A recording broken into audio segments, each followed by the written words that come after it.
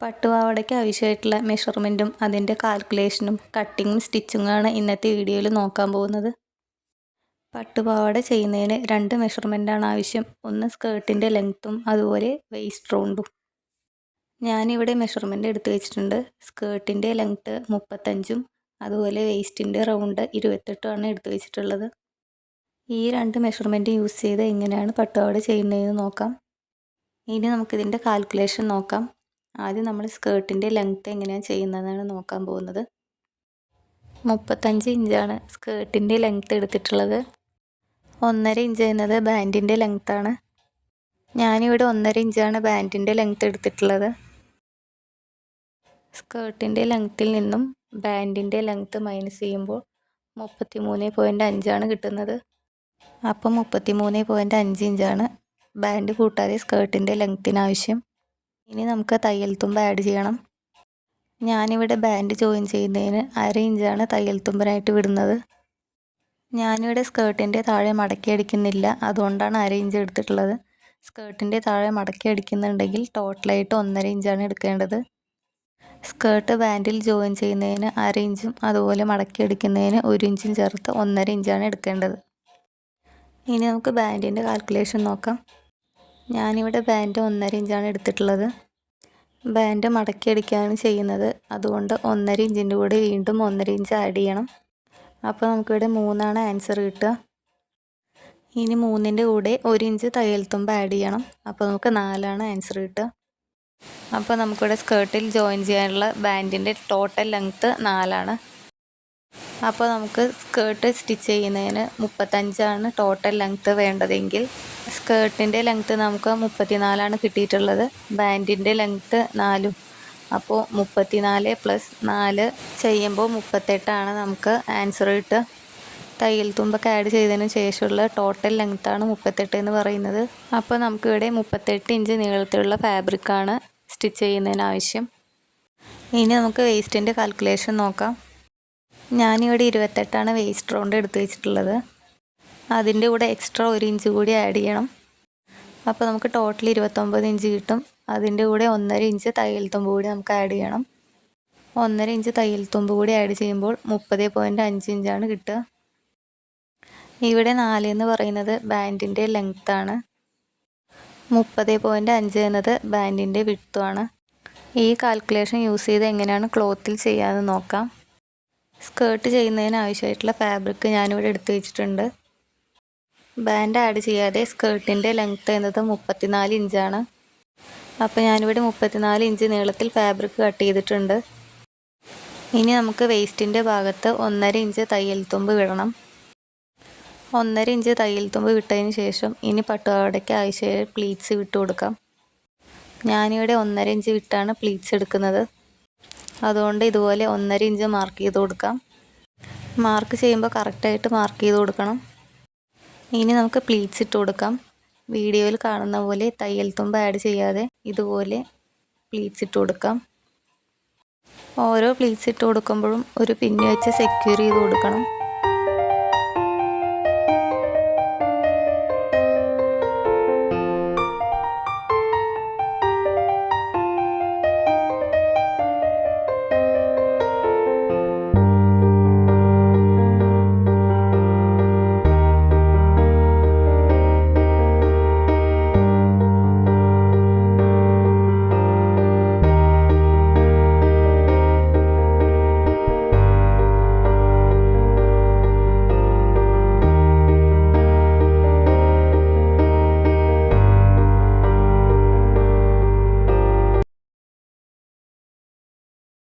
Waste round നമുക്ക് 28ആണ്. 28ൻ്റെ കൂടെ 1 inch loose add ചെയ്തിട്ടുണ്ട്. അപ്പോൾ ടോട്ടലായിട്ട് 29 ഇഞ്ചാണ് വെയ്സ്റ്റിന് വേണ്ടി എടുക്കുന്നത്. അപ്പോൾ നമുക്ക് 29 ഇഞ്ച് വെയ്സ്റ്റ് റൗണ്ട് വരുന്നത് വരെ പ്ലീറ്റ്സ് ഇട്ട് കൊടുക്കണം. ഇനി നമുക്ക് ബാൻഡിൻ്റെ കട്ടിങ് നോക്കാം. ഞാനിവിടെ ബാൻഡ് കട്ട് ചെയ്ത് വെച്ചിട്ടുണ്ട്. അപ്പോൾ ബാൻഡിൻ്റെ ആവശ്യമായിട്ടുള്ള ലെങ്ത്ത് 4 ഇഞ്ചാണ്. അപ്പോൾ നമ്മളിവിടെ എടുത്ത് വെച്ചിട്ടുണ്ട്. നമ്മൾ ഇതുപോലെ മടക്കിയിട്ടാണ് ബാൻഡ് ജോയിൻ ചെയ്ത് വയ്ക്കുക. നമുക്ക് ബാൻഡിന് ആവശ്യമായിട്ടുള്ള ലെങ്ത്ത് എന്ന് പറയുന്നത് 1.5 ഇഞ്ചാണ്. അതിൻ്റെ കൂടെ 1/2 ഇഞ്ച് തയ്യൽ തുമ്പ് കൂടി ആഡ് ചെയ്തിട്ട് ഇതുപോലെ 2 ഇഞ്ചാണ് മടക്കുമ്പോൾ കിട്ടുക. ഇനി ബാൻഡിൻ്റെ വിഡ്ത്ത് എന്ന് പറയുന്നത് 30.5 ഇഞ്ചാണ് വേണ്ടത്. ഞാനിവിടെ 4 ഇഞ്ച് നീളത്തിലും 30.5 ഇഞ്ച് വീതിയിലും ബാൻഡ് ഇവിടെ കട്ട് ചെയ്ത് വെച്ചിട്ടുണ്ട്. ഞാനിവിടെ 1.5 ഇഞ്ച് വീതിയിലാണ് പ്ലീറ്റ്സ് ഇട്ട് കൊടുത്തിട്ടുള്ളത്. ഇനി നമുക്ക് 1/2 ഇഞ്ച് ഇട്ട് സ്റ്റിച്ച് ചെയ്ത് കൊടുക്കാം.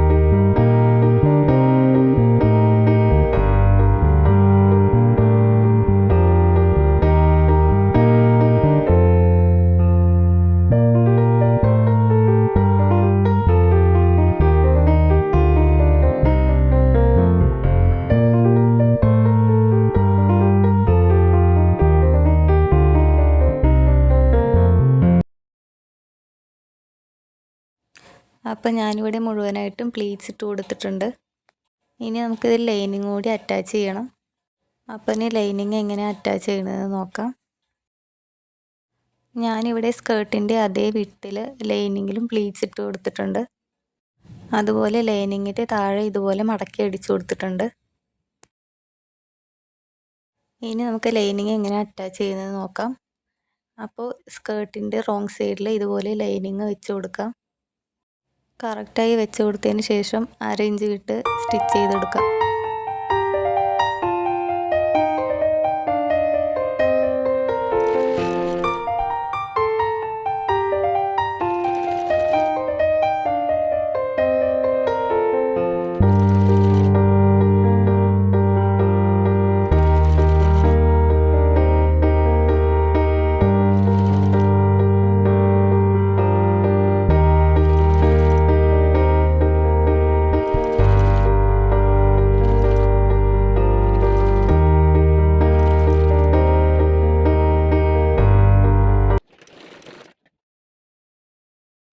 അപ്പോൾ നമ്മൾ ലൈനിങ് അറ്റാച്ച് ചെയ്ത് കഴിഞ്ഞു.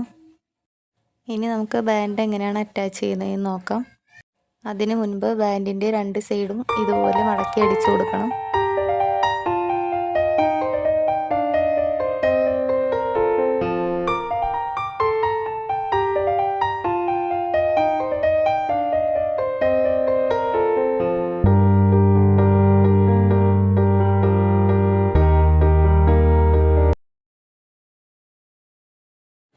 നമ്മളിവിടെ ബാൻഡിൻ്റെ 2 സൈഡും സ്റ്റിച്ച് ചെയ്ത് കഴിഞ്ഞു. ഇനി എങ്ങനെ അറ്റാച്ച് ചെയ്ത് കൊടുക്കുന്നതെന്ന് നോക്കാം. ഇത് ബാൻഡിൻ്റെ റോങ് സൈഡാണ്. ഇതാണ് നല്ല വശം. ബാൻഡിൻ്റെ നല്ല വശവും സ്കേർട്ടിൻ്റെ നല്ല വശവും ചേർത്താണ് സ്റ്റിച്ച് ചെയ്തെടുക്കേണ്ടത്. സ്റ്റിച്ച് ചെയ്യുന്നതിന് മുൻപ് 1.5 ഇഞ്ച് ഇതുപോലെ സ്കേർട്ടിൽ തയ്യൽ തുമ്പ് വിടണം.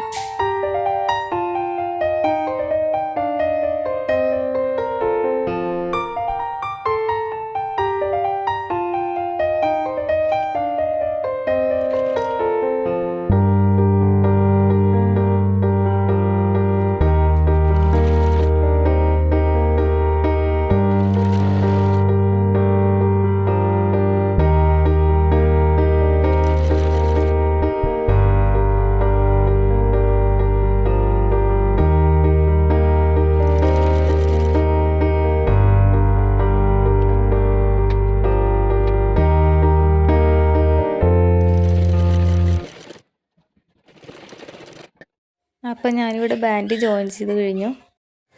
ബാൻഡിന് നമുക്ക് 1.5 ഇഞ്ചാണ് ലെങ്ത്ത് വേണ്ടത്. നമുക്കത് മാർക്ക് ചെയ്ത് കൊടുക്കാം. ലെങ്ത്ത് മാർക്ക് ചെയ്തതിന് ശേഷം ഇതുപോലെ മടക്കി കൊടുക്കാം. 1/2 ഇഞ്ച് ഉള്ളിലേക്കാക്കി ഇതുപോലെ മടക്കി കൊടുക്കാം. ഇങ്ങനെ മടക്കിയതിന് ശേഷം ഈ ഭാഗം മുഴുവനായി സ്റ്റിച്ച് ചെയ്തെടുക്കാം.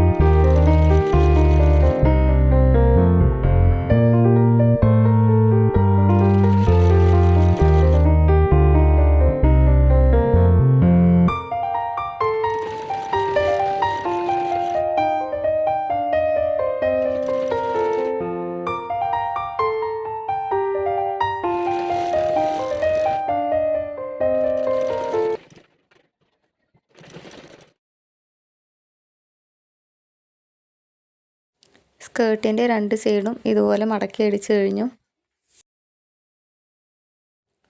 ഇനി നമുക്ക് ഇതുപോലെ 3 ഇഞ്ച് മാർക്ക് ചെയ്ത് കൊടുക്കാം.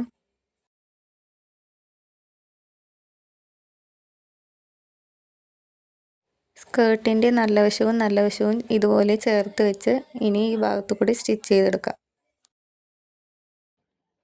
3 ഇഞ്ച് വിട്ട ഈ ഭാഗത്ത് 2-3 പ്രാവശ്യം ഇതുപോലെ സ്റ്റിച്ച് ചെയ്തെടുക്കണം. അതിനുശേഷം മാത്രമാണ് താഴേക്ക് സ്റ്റിച്ച് ചെയ്തെടുക്കേണ്ടത്.